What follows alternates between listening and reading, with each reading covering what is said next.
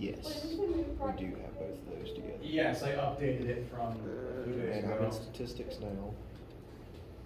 Intermediate accounting. That won't be bad. Everybody's like, this is what we Good morning. The practice exam has been updated. The questions are renumbered. The ones that aren't relevant have been replaced, and a few new ones have been added for the sake of extra practice. Thanks. The answer key still is old, so don't trust that yet. I will be updating that today. Okay. Thank you. So how you doing? Tired. Ready to be done. Fair enough. Technically, a little over a week, at least for this class. Like most people will take the exam a week from today. I think I'm gonna try to take it Monday. I was thinking Monday. I'll be Monday. Let's get it over with. Get this done. Insert Larry the Cable Guy reference. All right. Main focus today is study questions. Any concepts you guys want to talk about, any practice question stuff you want to go over, old homeworks, etc. It's all on the table. In addition, and I'll be sending an email about this since the in-person population is a little low. Attendance on Friday is specifically requested. I know it's Friday. I know I usually don't care about attendance, but there's one thing we have to do that I need everyone present for before the exam starts. And if it helps, I'll bribe you with candy. So come to class Friday, there will be candy. So we have to do that, that thing that we did at the beginning? Yes. Aw, No. man. Can we just do it today? I mean, if you guys did it today, then you could just leave when I do it with everyone else on Friday. So yes, we could. If you No, want I to would go just for it. review. I had a feeling that's what it was. Let's just review today because we won't review on Friday. Yeah. Yeah. Friday we'll do this, and then you can ask me about how Superman's powers work or something. But that thing doesn't count against us. Absolutely not. In fact, you get a participation grade for doing it, and it's not graded for accuracy. Alright, we'll take it. That'll work. Sweet. That'll work. But It's we not- do need to try on it. even Yes, though- like the purpose of it is so that the department can see how much you've improved on concepts. Got it. Again, it's not graded for accuracy. You just get points for doing it. And candy. And candy. We might next one. And if that's all we do Friday, once you're done, you can just leave and take your Skittles and be on your way. Not the Skittles. Morning. Morning. So, what's on your minds? Easy around. If you don't have any specific questions, then we could either do this, or I could start talking about how light works. We can start doing. Yeah, I practice don't really have any problems. specific questions because I haven't looked at it yet. I've looked at it. Do you remember when we did this It's at the changed start of since the I've term? looked at it. Yeah. Oh, yeah, that. We gotta do it one more time before the Let's end. pick a hard one.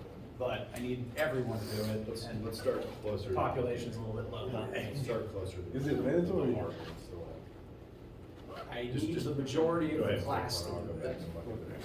And if I don't get the majority of the class to do it, then I will have to drag people in. I have to no get it done. no opinion on this. Alright. Number 11. On this? Yes, sir. Unless anybody has like a legit. We'll just do the practice problem. Yeah, that sounds like a great idea. Practice problems are a great idea. All right. We are going to pitch a fast ball directly upwards. Nolan Ryan has reportedly had the fastest pitch, clocked at 100.9 miles per hour. It's already been converted into meters per second for you. You're welcome. If such a pitch had been directed vertically upwards at this speed, then 2 questions. 1, what kinetic energy would the ball initially have? So, shoot. I didn't mention the mass of a baseball. Whoops. 9 ounces. Thank you. So I have to figure out how many kilograms that is. Oh, I'm sorry, it's 5 ounces. I've been throwing 9 ounce baseball. It's 5 ounces. Done heavier to like condition your own. That makes sense. And that's actually So I have to incorrect. update this one more time. The mass of a baseball, 5 ounces. Alternatively, we will be using 0.142 kilograms. So baseball's 2 pounds. Baseball's are 2 pounds? I throw one. That's gonna hurt. It's better for your arm For it to be heavier? because your arm's moving slower. As long as you're not. Yeah, that's true. It's like throwing football. You'll never see a football player with a blown out elbow because it's slow. That's true. All right, so So you're gonna, on the test, you would give us that converted already? I would either give you it converted or I would give you everything you need to convert it if converting it is part of the question. Okay, gotcha. All right. Conversions are a thing you will have to do on the test. Okay. So, I have just now informed us of the mass of this baseball. We know its initial velocity is going to be 45 meters per second. And we want to know what is its kinetic energy upon leaving Mr. Ryan's hand. How should we proceed? Well, KE equals 1/2 times mass times velocity squared. Yes. We're getting somewhere. KE equals 1/2. Our mass is already in kilograms. And we need to make sure that we square the velocity and only the velocity.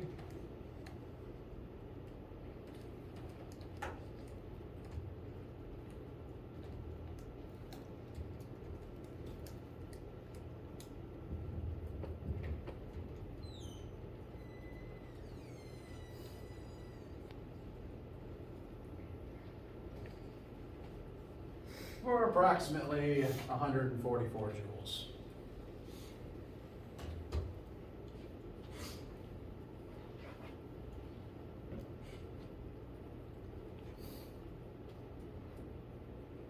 you know, it's interesting. That fact's incorrect, but that fact might also be correct because a guy named Chapman, he played for the Yankees, threw baseball 105 miles an hour. Ah, all right. But when they recorded that number, it was in like 1980 or 1970. Ah. And at that point, they used the number as soon as it left the hand. So the ball actually speeds up as it moves down the mound. Okay. So that actually has been converted. Yeah, because So as it arcs, gravity's gonna accelerate it a little bit. that could be like 106 or 107. Okay. I pulled this number out of context from the internet, so thank you for that story. That's pretty cool. Any questions arriving at this number? All right. Now, part B. We want to know if this was pitched straight upwards, so tragically it wouldn't get any faster if that was the case. How high would it rise to? And at least in my perspective, there's at minimum 2 ways you could do this one. I'm curious what options occur to you guys first.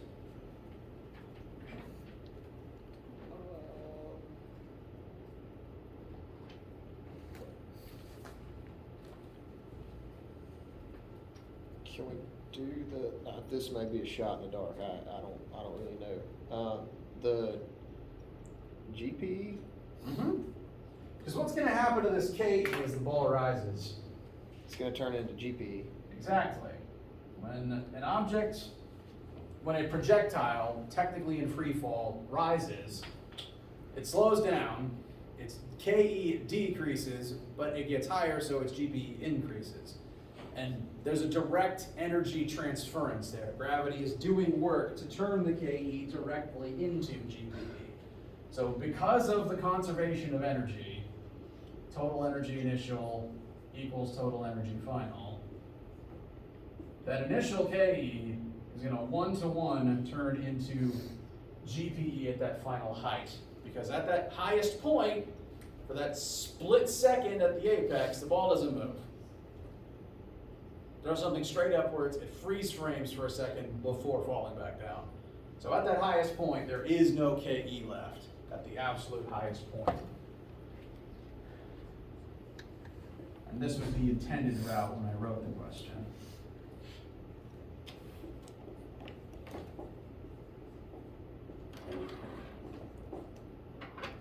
So, make sure that's 4. The KE we found is going to turn into GPE. That formula is MGH. So mass of the ball times 9.8 times our unknown mystery height. And the ball will rise to, just going to use the calculator instead of trying to guess.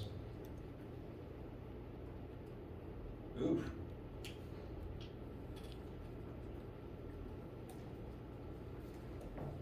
Now this is ignoring things like wind and air resistance. Over 100 meters. That's like 330 feet in the air in ideal conditions. Sure these guys aren't like throwing their shoulders out every time they do this? Steroids. Well, Gotta be. I mean, Nolan Ryan definitely was on some sort of enhancing drug, but No. because they didn't test for that. That's why you saw guys that should never be able to swing a bat in the 1970s. Noted. So that's one option. And again, realistically, air resistance and wind would affect this, but in a vacuum, it's hypothetically possible if you can pitch that quickly. Now, the other option, there is another way that I see that this should work, and I'm just going to show it to prove that it works.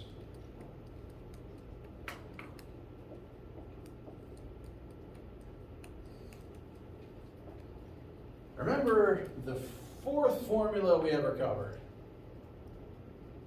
Technically, this is a projectile in free fall. That means the entire time it is accelerating due to gravity, changing speed over some distance. So this formula should ultimately summarize the same concepts and give us the same answer. Vertically speaking, it slows down to 0. Its starting speed was 45. 2. We want to make sure gravity points down.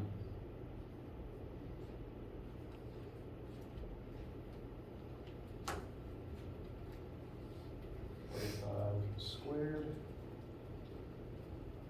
divided by 2 divided by 9.8. And wouldn't you know it?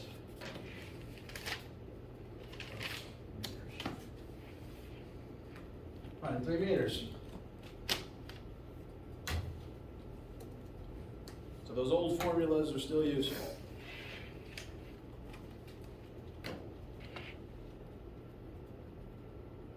So you can think of this as energy. You can also think of it as projectile motion. It is both simultaneously.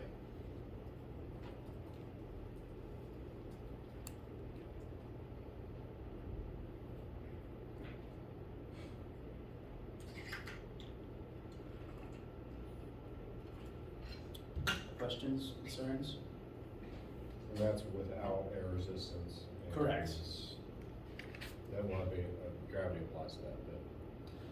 There's also one other factor that could detract from this, and it's the rotation of the ball. Right. Now, the speed was clocked, linear speed coming out of the amp. But technically speaking, when something is spinning, the spin itself takes energy. And so, actually, if you didn't spin the ball, it could hypothetically go faster if all the rotational energy was put into linear KE as well. But by making it spin, you're actually sacrificing some energy to put the spin on it. Now, because of air, sometimes the spin helps, but Keep it straight. exactly. But technically, that is energy that isn't going into here, and technically, depending on how the spin changes because of the air, this speed might drop as the spin increases. So the spin and the straight line speed kind of are at odds with each other sometimes. It's a weird, delicate balance. This is a very hypothetical question that would not probably work, but in this case. Yeah, like this is completely armchair baseball in a literal vacuum. Literally, there's no air here.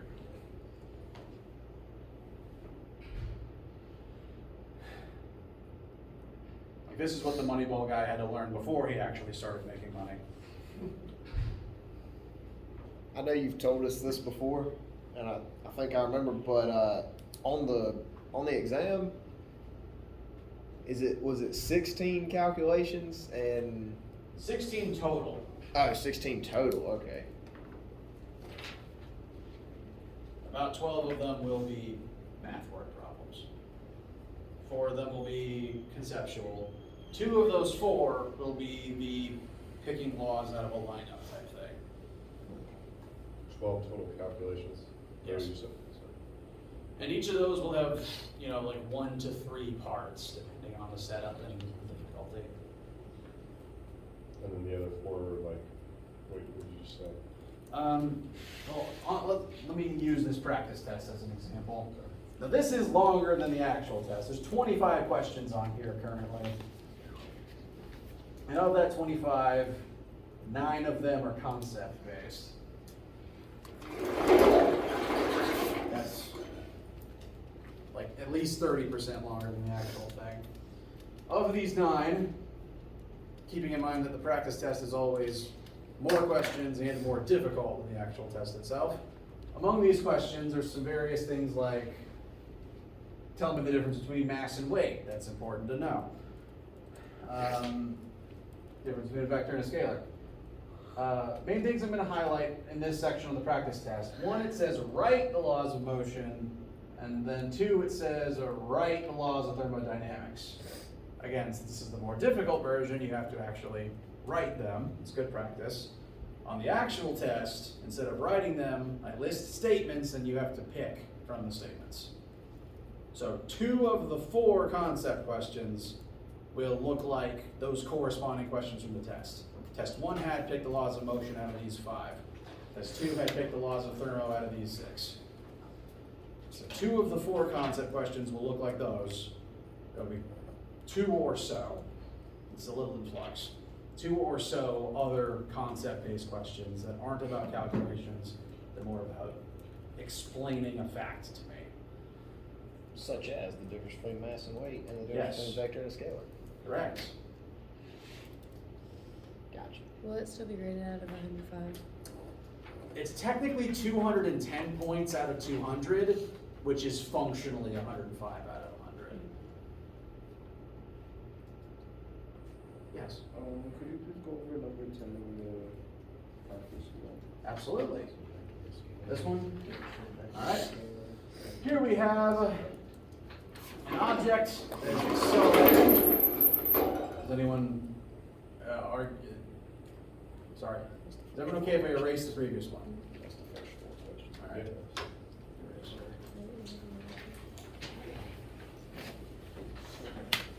Difference between mass and weight.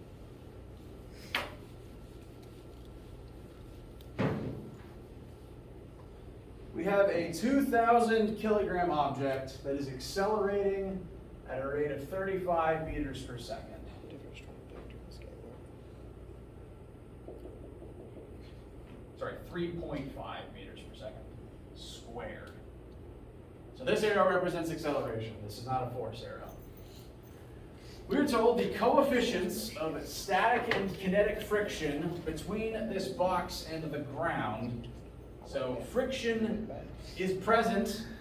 It is not negligible. Mu s is 0.5. Mu k is 0.4. And we've been asked to determine how much force is currently being used to push this box forward.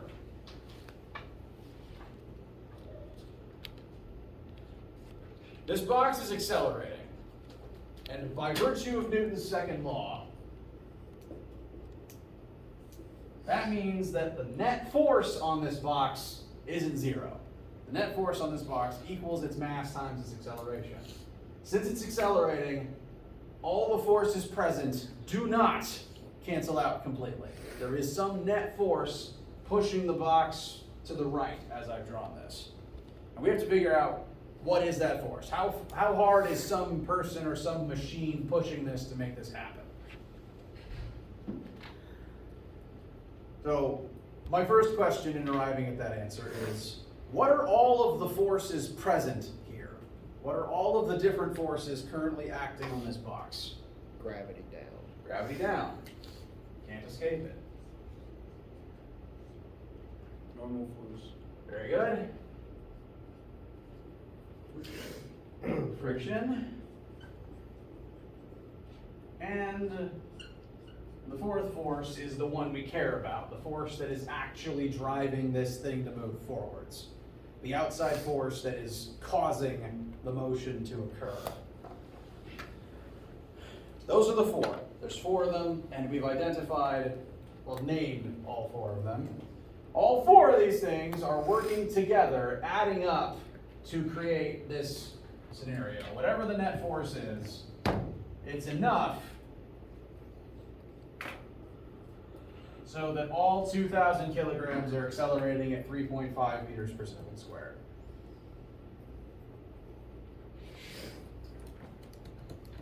So all four of those add up to this.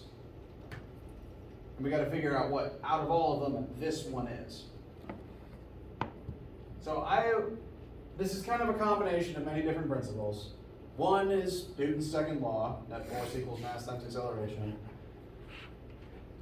Adding up all the force vectors, namely adding them up two-dimensionally and factoring in the concept of friction. So this is a multi-concept thing. All these forces need to add together. What axis is this motion in? X. This is the net force in the x-axis causing acceleration in the x-axis. So all the forces do add up to create this acceleration, but most specifically, since this is motion in the x-axis, the x forces add up to create this motion. And the two x forces present, so net force equals this, that means this is equal to the sum of those two x forces, the force forwards and the friction backwards. And the force forward is what we want. That's what we're after. That's the force driving this box to move. So we want, bless you, this F, and we need to know what friction is so that we can get it. Because these two things add up to a known net force, but we can't find F without knowing what friction is. Like, we don't know how much of this is the force compared to friction if we don't know friction. So before we can get F, we need something else to plug in for friction.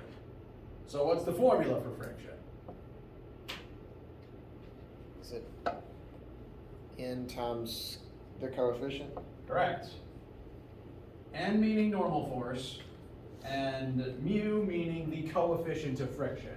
Friction is created when two objects' surfaces press into each other. There's a normal force between them pushing their surfaces in contact. And it depends on how slick those surfaces are. Mu represents how slick they are. So we replaced friction with the formula for friction. And then in order to keep simplifying this for the goal of finding F, we need to place something for N and something for mu. Now we were told two mu's. Which one do we want to use here?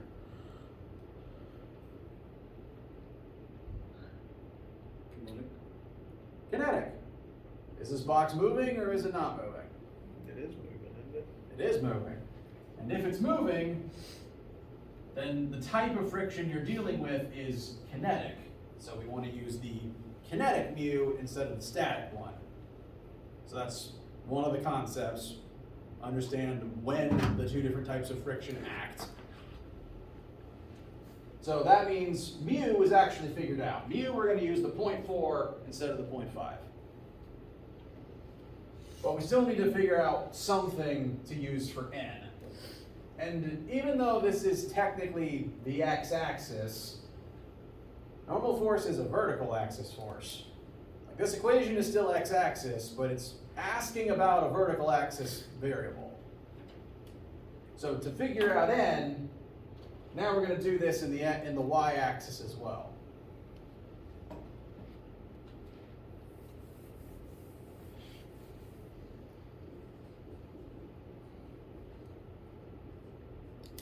So, sum of all the forces equals mass times the y acceleration.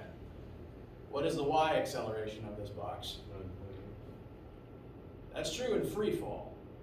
If you're just sliding back and forth across a table, it's 0. You're not falling. Doesn't matter what your mass is. If you are not accelerating up or down, your vertical net force is 0. And the two forces that add together to create the vertical net force are normal force up and gravity down. Oops.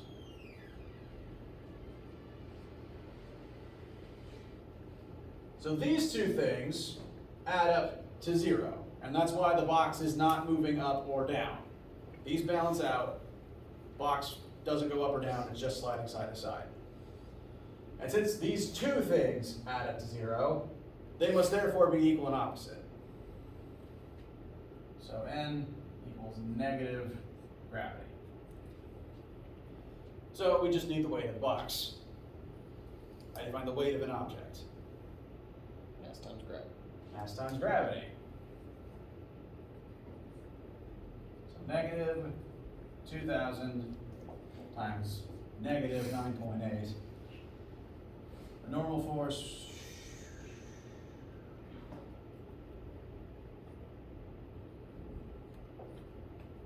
please tell me I'm right. I think it's, Yeah.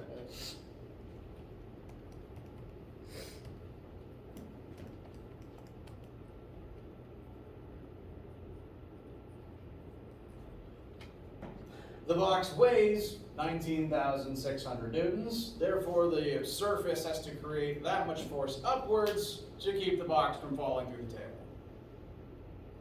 So normal force must be this amount, and that means we now have something to plug in for both m and mu.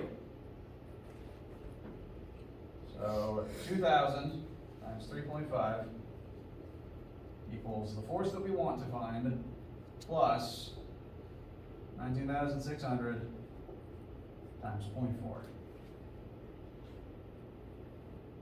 right, tell me why we're using 0.4 again, because I know it's kinetic. Correct. So is the 0.5 just there to be in the way? Or- Yeah, it's a distraction.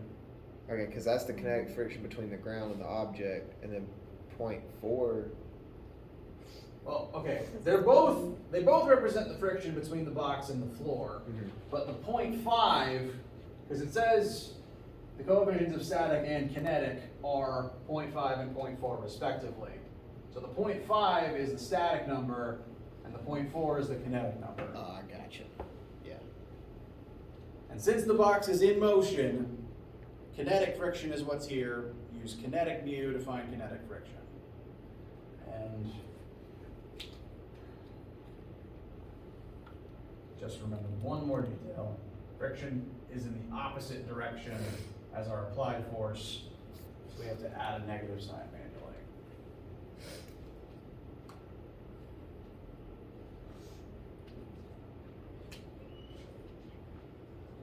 So 2,000 times 3.5 plus 19,600 times 0.4 will give us the total force required to make this box move. We're going to have to exert more force than friction to overpower friction, and then, over top of that, give it enough force to actually move it at this rate. Bless you. I feel like all my 4s are looking more like 9s than normal today. I apologize.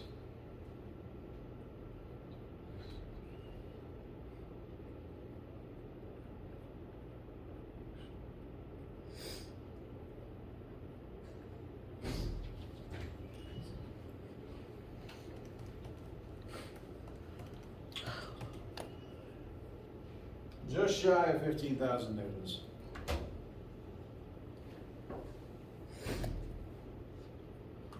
How you guys feel?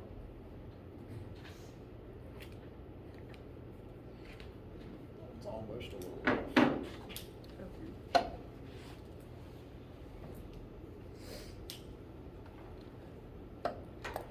Did you pass out exams Monday? Oh, the tests? Yes. Want yours? Tell me your last name again. Bird, BYRD.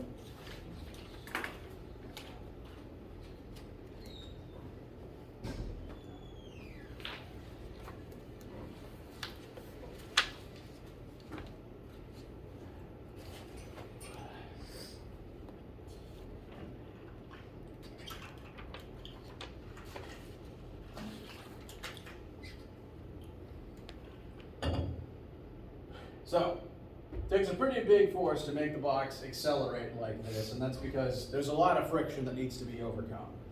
You have to, if friction is acting, you have to exert more force than friction and then some to actually get the box to start moving.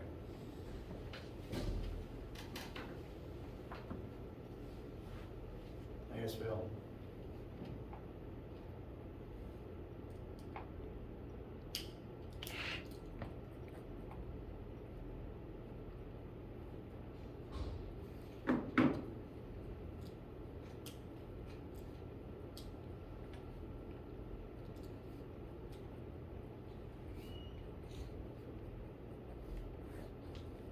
What else is on your minds?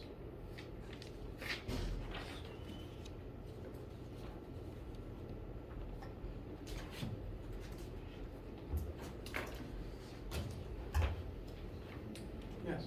How do you calculate the lab grades? You mean your lab average? Yeah. Your lab average is, I think, 15 or Just 15 or 20%. 20%. Your lab average is 20% of your total grade. It's literally just the average of all your lab grades. And your lab grades, as long as you attended lab, did everything, showed it to me, and then fixed all the mistakes I pointed out, checked plus on the report means 100. Okay, so we should go to all labs, essentially, and where we turn them all in, we should have 100 from that. Correct. Now, sometimes a group would like finish, put it on the desk, and then leave before I could comment on it, in which case I would look over it and see if they did anything wrong. So, not every lab grade is guaranteed to be 100 unless you showed it to me first and saw me put check plus on it, but most people's lab averages is somewhere between 90 and 100 at this point. You only get a 0 if you just didn't make it up, if you missed one and didn't make it up. But I also put out the makeup lab activity in an email last week that you can do if you did miss one, and that fills in the grade. What we're doing for Friday's lab? This week's lab, Wednesday or Friday, is electricity and circuits. There's some information about how most of the circuits you'll interact with work and how the information is applied to, Christmas lights and circuit breakers and calculating your electric bill. I hate Christmas lights. All those are the worst. The new ones aren't too bad, but the old ones? Yeah. My grandparents used vintage lights with big old bulbs up until they moved out of their old house around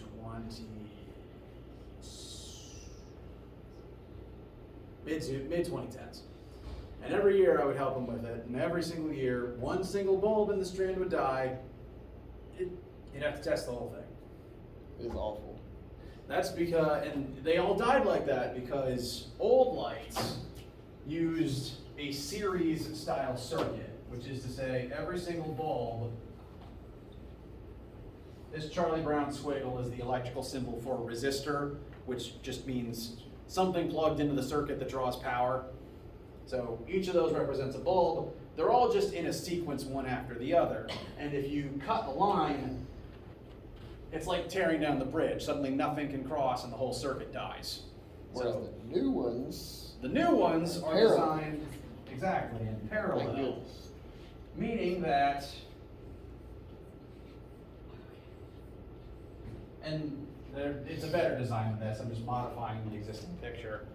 There's a parallel branch for the current to flow through. So if this bulb is dead, whoops,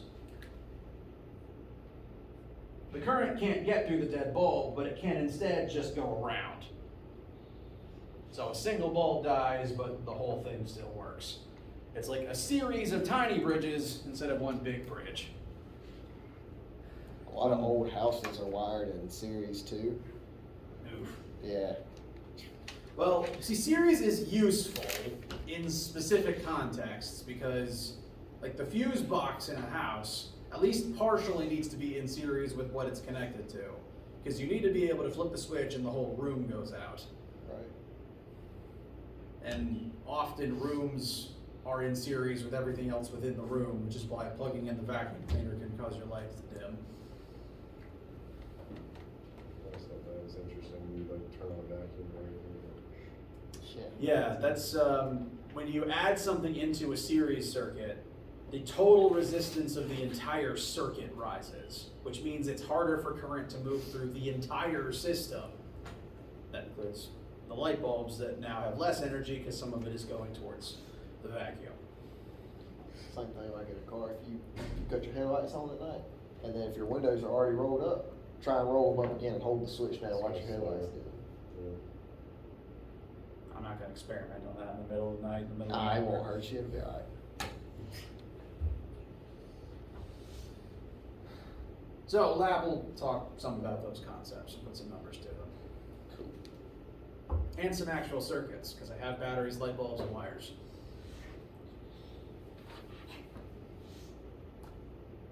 Anything else on your minds? Review stuff? Random superhero questions? Might as well do one or two more. Yeah, I guess either 12 or 13. Which one's harder? They're both angular. One's a torque seesaw, and the other is angular motion. What you think, Tom? Let's go ahead and do 12. Okay. That's okay. So 12 is a lot like, I think the last, no, not the last lab we did, but one of the labs we did fairly recently. Because it's about balancing torque on a seesaw.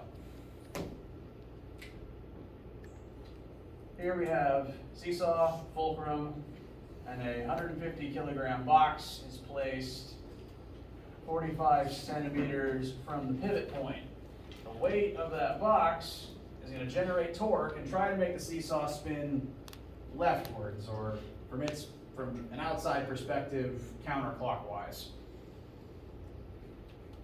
And it does that as torque is equal to force at a radius, force times radius.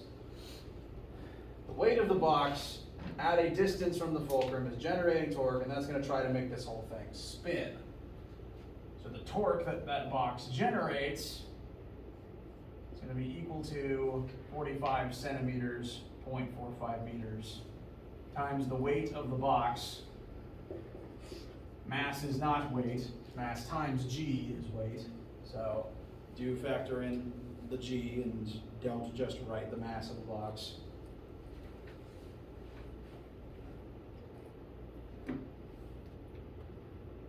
And so that box is creating 661.5 Newton meters of torque.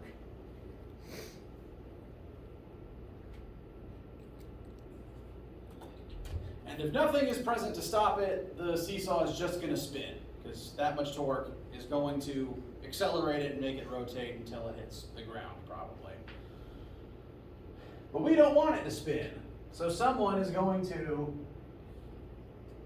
exert some other force, 25 centimeters from the fulcrum, on the opposite side. So, I guess to compare this to playground games, one kid is already sitting there, and their older sibling is going to come over and press down with their leg on the other side and try to hold it level.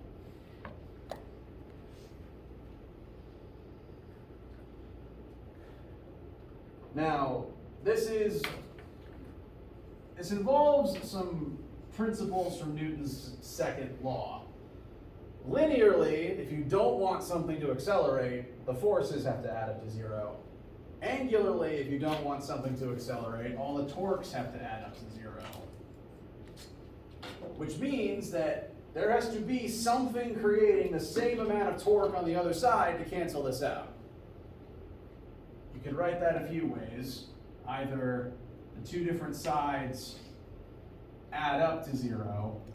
Alternatively, if they add up to 0, their magnitudes would be equal to each other.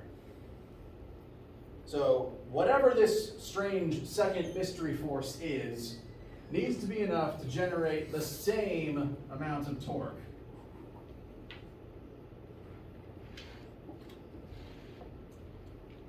So torque 2 is going to equal radius 2 times force 2, and it has to generate the same amount of torque clockwise to keep this thing from moving. We already know that radius, so instead of R2, I'm actually going to write 0.25. And F2, I did this one earlier, comes out to 2646 newtons. It's actually quite a lot. That's newtons, not mass. That is the weight or the force exerted on that spot. It is not the mass of whatever object is being placed there. Is that 0.25 times F2? Yes, it is. Is it 0.25 meters as opposed to 25 centimeters. Since they're both in centimeters, is it okay? Does it matter? Do we need to convert to meters? It would be okay if you started here and put centimeters on both sides, because it would just cancel out. Gotcha. So there's no sense in converting as long as the centimeters are consistent. Yes, as long as you understand that fact and set them equal to each other and cancel out accordingly. Now, if I asked you how much torque is generated, because technically I didn't exactly answer it the way it is written here. What I did here is I found a torque and set the other side equal to it rather than just starting here like I usually do. Yeah. If I asked you for this number, it would only be correct for Newton meters if you use centimeters. It would only be correct in Newton meters if you put in meters. If you put in 45, you'd get a bigger number, and it would be Newton centimeters. So that's 661 and a half is actually Newton centimeters?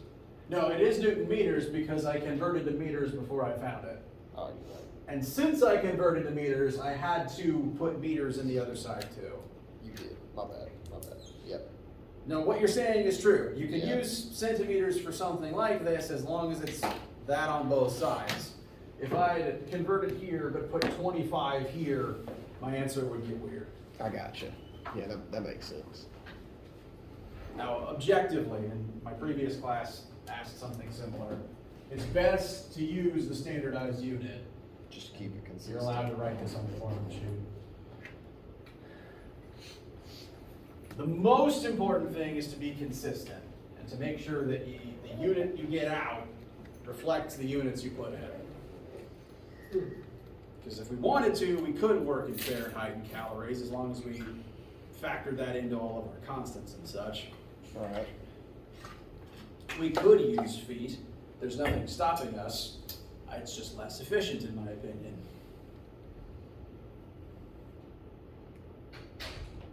And all of our constants would change. I think gravity is 32 feet per second squared instead of 9.8 meters per second squared. No, wait. I'm recalling a different video lecture on YouTube.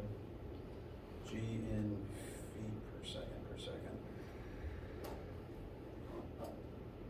Oh, yeah, it's 32. Hey, guess me on. Anything else on your minds for right now?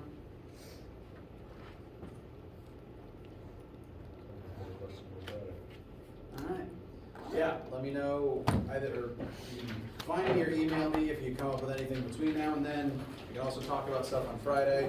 Do come on Friday. Do tell your classmates to be here on Friday. And I'll see you either then or for lab. How many questions was it? 30. And it's it's capped at 30 minutes, so it will take no longer than 30 minutes. Is that the same one that we Yes. took already though? Yes. Alright, I don't remember it. Exactly. The point is, can you reread the same questions and, do better? Yeah, I think I saw that.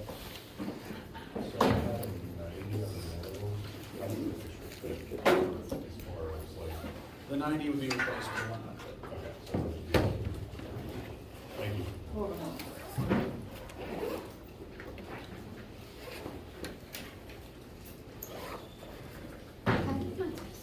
Yes. Remember your last name?